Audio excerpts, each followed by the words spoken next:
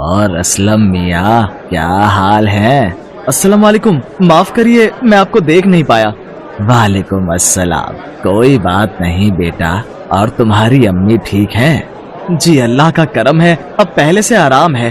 بہت اچھے، جیتے رہو بیٹا۔ ماننا پڑے گا اپنے ابو کے جانے کے بعد تم نے بڑی ہمت سے کام لیا اور اپنی امی کی صحت کو بھی آخر کار سنبھال ہی لیا۔ جی بہت شکریہ آپ کا۔ اچھا اجازت دیجیے، کام پر جانا ہے۔ السلام علیکم۔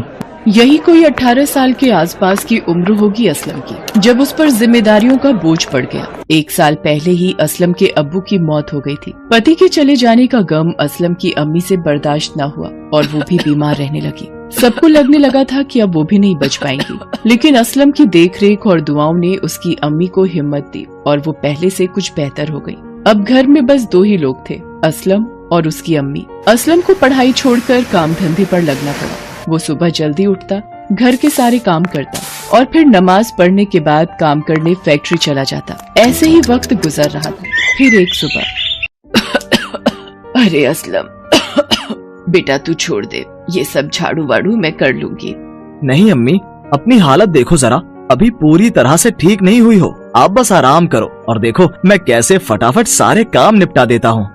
یا اللہ، یا تو مجھے اٹھا لے یا پھر مجھے پہلے کی طرح بھلا چنگا کر دے۔ میری اس حالت کی وجہ سے میرے بچے کو کتنا کام کرنا پڑتا ہے۔ یا اللہ، میری امی کی بس دوسری والی دعا قبول کر لینا، کیونکہ اگر یہ چلی گئی تب بھی روٹی مجھے بنانی ہی پڑے گی، اس لیے انہیں جلدی سے ٹھیک کر دو تاکہ روز بڑھیا بڑھیا کھانے کو ملے۔ اتنا کہہ کر اسلم جا کر اپنی امی کے گلے سے لگ گیا۔ فرحہ بھی مسکرانے لگی اور پیار سے اس کا سر سہلانے لگی۔ گھر کے کام نپٹانے کے بعد اسلم فیکٹری کی طرف چل پڑا، جہاں اصل میں سلائی مشین بنانے کا کام ہوتا تھا۔ فیکٹری کے مالک ارمان میاں بڑے ہی بھلے آدمی تھے، اللہ کا دیا سب کچھ تھا ان کے پاس۔ اسلم کو ملا کر قریب 50 مزدور وہاں سلائی مشینیں بناتے تھے، جو بعد میں پورے علاقے میں سپلائی ہوتی تھی۔ اسلم کے ابو بھی پہلے اسی فیکٹری میں کام کیا کرتے تھے، پھر ان کے انتقال کے بعد ارمان میاں نے ان کی جگہ اسلم کو رکھ لیا۔ اسلم اپنے ابو کی طرح ہی بہت محنتی اور ایماندار تھا۔ کچھ دن بعد بقرعید آنے والی تھی۔ اسلم چاہتا تھا کہ اس بار اس کے گھر میں اللہ کے نام کی قربانی ہو، اور اس کے لیے وہ پیسے جوڑنے کی کوشش بھی کر رہا تھا۔ حالانکہ امی کی دوائیوں کے خرچ اور باقی خرچوں کے ساتھ یہ ممکن نہیں ہو پا رہا تھا۔ اسلم کہاں کھویا ہوا ہے؟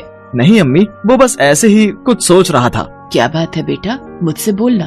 کچھ نہیں امی، اس بار میں ضرور کچھ ایسا کروں گا کہ آپ کو ناز ہوگا مجھ پر۔ ارے میرے بچے، مجھے تو ہمیشہ سے تجھ پر ناز ہے، تجھ جیسا بیٹا تو بڑے نصیبوں سے ملتا ہے۔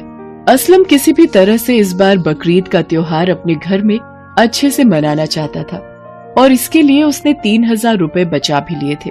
پھر بقرعید سے 1 ہفتے پہلے وہ بکرا منڈی جانے کے لیے تیار ہونے لگا۔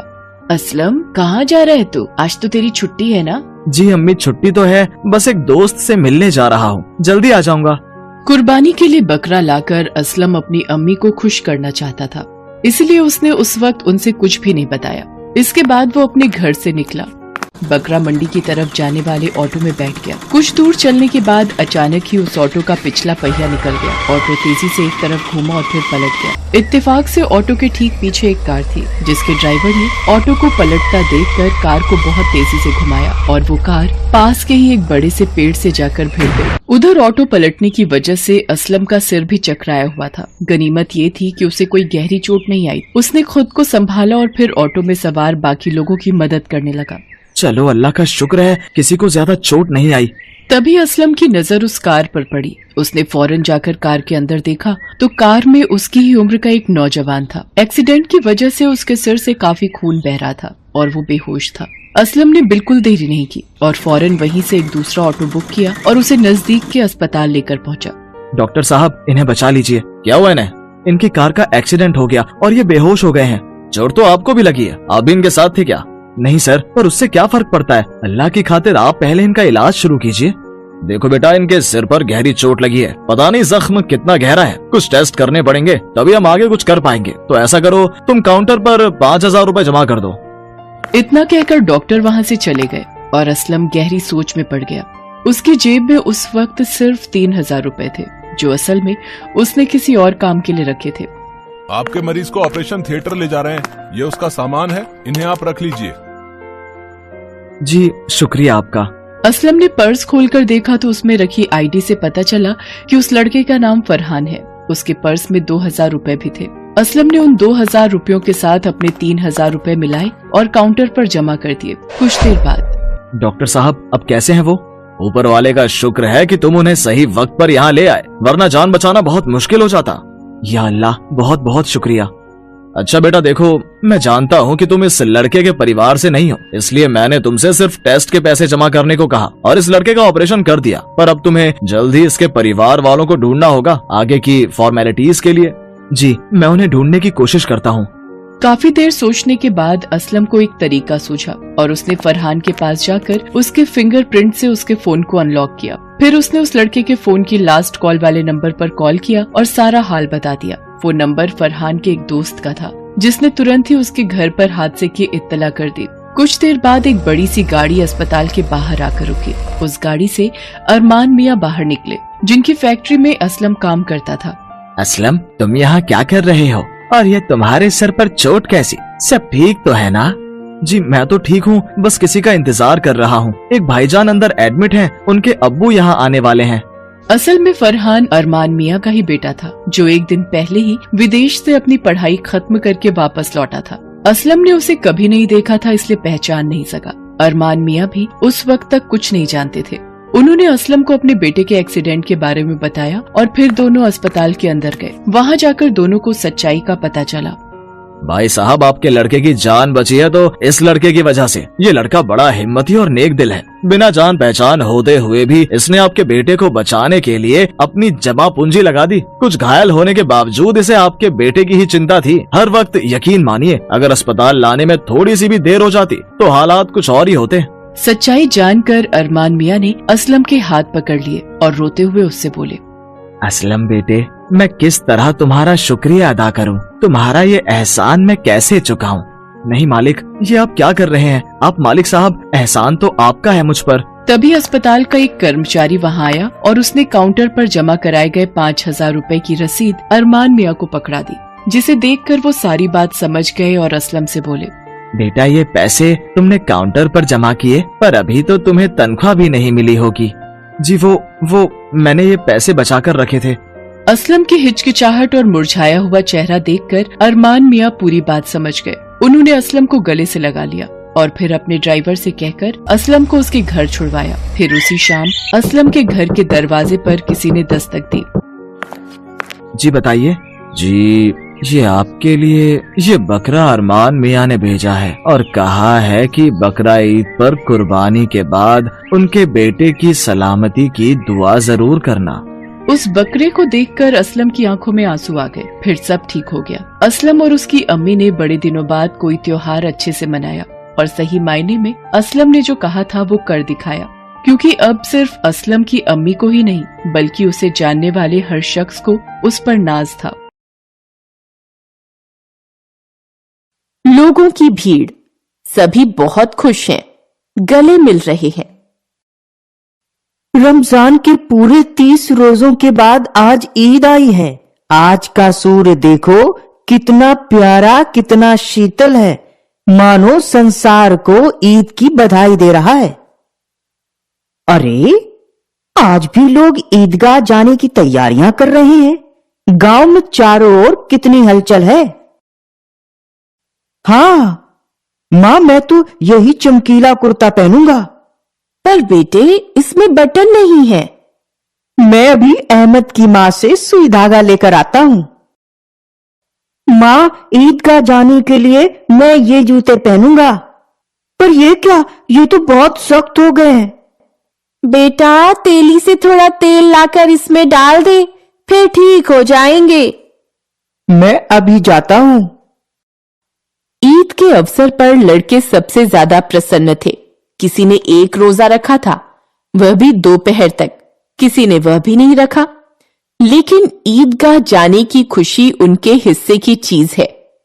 रोजे बड़े बूढ़ों के लिए होंगे। अब्बू, हम कब चलेंगे ईदगाह? जरा सब्र करो, ईदगाह भी चलेंगे। महमूद, तुम्हारे पास कितने पैसे हैं? मेरे पास 1 2 3 4 5 6 7 9 11 12 पैसे हैं। मैं तो ढेर से खिलौने और मिठाई लूंगा। मेरे पास तो 15 पैसे हैं। मैं तो खूब मजे करूंगा, जलेबी खाऊंगा, रबड़ी खाऊंगा और खूब खिलौने लूंगा। एक कोने में अमीना अपने पोते हामिद के साथ बैठी है। हामिद 4-5 साल का गरीब सूरत दुबला पतला लड़का है, जिसका बाप पिछले साल हैजे की भेंट हो गया था और मां न जाने क्यों पीली होती होती एक दिन मर गई। हामिद, मेरे बच्चे, ईद मुबारक हो। तुम्हें भी दादी। या खुदा, मेरे बच्चे पर रहम कर। तुमने इस नन्ही जान के अम्मी अब्बू को तो अपने पास बुला लिया। मैं अकेली बुढ़िया इसकी खुशी के लिए क्या करूं? आज आबिद होता तो क्या इसी तरह ईद आती और चली जाती? किसने बुलाया था इस ईद को? इस घर में उसका काम नहीं, लेकिन हामिद, उसे क्या कहूं? गांव के बच्चे अपने अपने बाप के साथ जा रहे हैं। मैं भला उसे कैसे अकेले मेले में जाने दूं? उस भीड़ भाड़ में बच्चा कहीं खो गया तो क्या होगा? 3 कोस अकेला चलेगा कैसे? पैर में छाले पड़ जाएंगे, जूते भी तो नहीं है। मैं उसके साथ गई तो घर में सेवइयां कौन पकाएगा? पैसे होते तो लौटते लौटते सब सामग्री करके चटपट सेवइयां बना लेती, पर इस गरीबी में सेवइयां बनाने के लिए घंटों चीजें जमा करनी पड़ेंगी। बच्चे को खुदा सलामत रखे, बुरे दिन भी कट जाएंगे। मेरे पास कुल 2 आने पैसे बचे हैं, 3 पैसे हामिद के पास हैं। तुम डरना नहीं अम्मा, मैं सबसे पहले आऊंगा। गांव में मेला लगा है और बच्चों के साथ हामिद भी जा रहा है। नमाज खत्म हुई, लोग आपस में गले मिल रहे थे। अब मिठाई और खिलौनों की दुकान पर धावा होगा। मोहसिन, वो देखो कितना बड़ा झूला। चलो ना, उधर चले। मैं भी चलूं तुम्हारे साथ? हामिद, तू भी चलना। ना बाबा ना, मैं ये जरा से झूलों के लिए अपने पैसे नहीं खर्चूंगा। घर घर 10 चक्कर लो और पैसे पानी में। वे चारों भाग जाते हैं। हामिद मेले में घूमता है, तभी चारों आ जाते हैं। तुम लोग आ गए? अरे चलो अब खिलौनों की दुकान पर चलते हैं। वाह, क्या खिलौने हैं। मैं तो धोबिन लूंगा, मेरी धोबिन रोज कपड़े धोएगी। मैं तो सिपाही ले रहा हूँ, खाकी वर्दी और लाल पगड़ी वाला, कंधे पर बंदूक रखे। मैं तो भिश्ती लूंगा, कितने मजे से मशक से पानी उड़ेल रहा है। मैं तो वकील लूंगा, काला चोगा, नीचे सफेद अचकन। भैया, ये खिलौने कितने के हैं? 2 पैसे के, कोई भी ले लो। ठीक है भैया, दे दो, ये लो पैसे। ये खिलौने तो बेकार हैं, मिट्टी ही के तो हैं, हाथ से कहीं छूट गए तो चूर चूर हो जाएंगे।